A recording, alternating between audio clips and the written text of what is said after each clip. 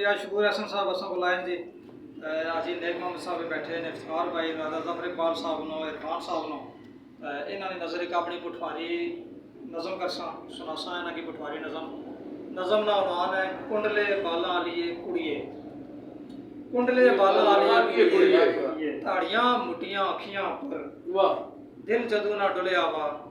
अपना आप ही भुलिया वा कुंडले बाला आलिए कुड़िए ताड़ियां मुटियां अखियां पर दिल जदू ना डुलिया वा अपना आप ही भुलिया वा ताड़ा खैड़ा छोड़ा किस रह पुठे पैरां दौड़ा किस रह ताड़ा खैड़ा छोड़ा किस रह पुठे पैरां दौड़ा किस रह ताड़ी डारी उच्ची लम्मी